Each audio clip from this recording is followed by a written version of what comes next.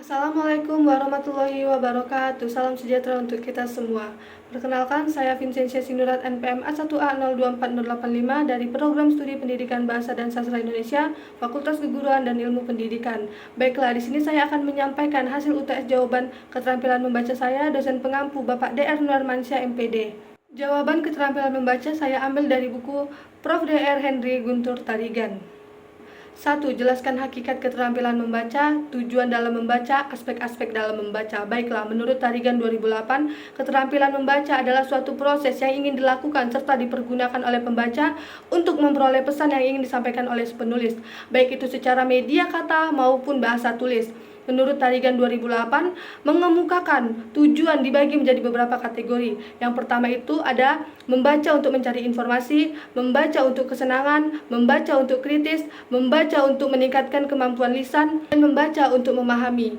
Di sini, menurut Tarigan 2008 juga mengemukakan aspek-aspek dibagi menjadi beberapa kategori. Yang pertama itu ada pengenalan kata, pemahaman literal, pemahaman inferensial, evaluasi dan apresiasi, dan kecepatan membaca. Soal yang kedua, uraikan perbedaan membaca intensif dan membaca ekstensif. Menurut Tarigan, membaca intensif bertujuan untuk memahami isi bacaan secara mendalam, yang berfokus pada pemahaman baik itu makna kata, kalimat, ataupun struktur teks, yang biasanya dilakukan dengan membaca teks pendek. Contohnya itu seperti teks ilmiah, petunjuk penggunaan alat, dan perjanjian kontrak. Sedangkan membaca ekstensif itu bertujuan untuk pemahaman umum dan kesenangan dari pembaca. Nah, yang berfokus pada pemahaman ide pokok ataupun alur cerita, biasanya dilakukan dengan membaca teks panjang. Contohnya itu seperti novel, majalah, ataupun koran. Soal yang ketiga, jelaskan hakikat dan manfaat skemata dalam membaca, baik itu sebagai pembaca, guru, dan siswa. Menurut Tarigan 2008, bahwa skemata adalah struktur konseptual atau struktur pengetahuan yang ada di dalam diri pembaca, yang terbentuk dari pengalaman dan pengetahuan. Manfaat skemata bagi pembaca untuk meningkatkan pemahaman, di mana skemata ini dapat membantu kita untuk memperoleh informasi baru dengan pengetahuan yang sudah ada. Manfaat skemata membaca bagi seorang guru itu untuk merancang pembelajaran yang relevan, di mana seorang guru dapat mempergunakan skemata siswa sebagai dasar merancang pembelajaran yang relevan dan lebih bermakna.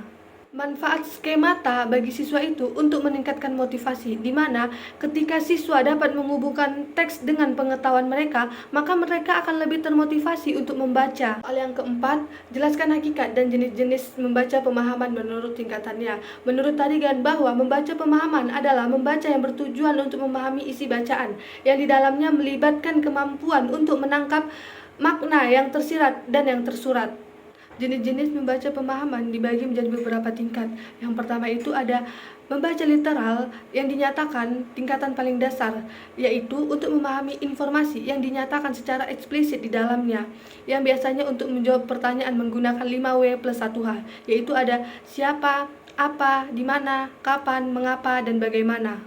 Soal yang kelima, jelaskan hakikat, tujuan, teknik, dan langkah-langkah membaca kritis pada berbagai teks. Nah, jawabannya itu, hakikat membaca kritis. Membaca kritis adalah proses membaca yang aktif dan relatif dan analitis. Ini melibatkan kemampuan untuk mengevaluasi informasi, mengidentifikasi bias, dan menilai argumen dalam teks. Nah, membaca kritis ini juga bukan hanya sekedar menerima informasi begitu saja, tetapi juga mempertanyakan dan mengevaluasi kebenaran dan keabsahan informasi tersebut. Nah, tujuan dari membaca kritis ini ada: 1. Mengidentifikasi dan mengevaluasi argumen dalam teks. Nah, yang kedua itu ada mendeteksi bias dan asumsi yang didasari oleh teks tersebut. Nah, yang ketiga itu ada menilai keabsahan dan keandalan informasi. Yang keempat, mengembangkan pemikiran yang mandiri dan rasional. Yang kelima itu mampu membedakan fakta dan opini. Nah, di dalam membaca kritis itu ada teknik membaca kritis. Nah, yang satu itu ada mengajukan pertanyaan kritis, misalnya siapa yang menulis teks ini, apa tujuan penulis ini, apa bukti yang mendukung argumen penulis ini. Nah, yang kedua itu ada mengidentifikasi asumsi dan bias menulis. Nah, yang ketiga itu ada menganalisis struktur argumen. Yang keempat itu ada membandingkan informasi dari berbagai sumber. Yang kelima itu ada membuat catatan pinggir atau memberikan tanda pada bagian-bagian penting. Nah, langkah-langkah membaca kritis itu ada: 1. Pramembaca, di mana pramembaca ini menentukan tujuan pembaca, mengaktifkan pengetahuan alam, dan membuat prediksi tentang isi teks. Nah, yang kedua itu ada membaca aktif, di mana membaca aktif ini membaca dengan cermat, mengajukan pertanyaan, dan membuat catatan. Nah, yang ketiga itu ada membaca Pasca membaca, di mana mengevaluasi argumen, mengidentifikasi bias, dan menarik kesimpulan. Yang keempat itu ada refleksi, di mana mempertimbangkan implikasi informasi dalam teks terhadap pengetahuan dan keyakinan pembaca. Hal keenam, uraikan perbedaan modal membaca bottom up, top down, dan interaktif. Nah, di sini menurut Henry Guntur Tarigan ada 3 modal membaca utama. Nah, yang pertama itu ada modal membaca bottom up, di mana modal ini menekankan pada pemrosesan teks dari berbagai teks terkecil, mulai dari huruf kata menuju pemahaman yang lebih besar. Itu ada kalimat, paragraf, teks utuh. Nah, di mana pembaca ini fokus pada detail linguistik dan mengumpulkan makna secara bertahap. Prosesnya ini bisa dimulai dari pengenalan huruf, kombinasi huruf menjadi kata, pengenalan kata, kombinasi kata menjadi kalimat, dan seterusnya hingga mencapai pemahaman keseluruhan teks.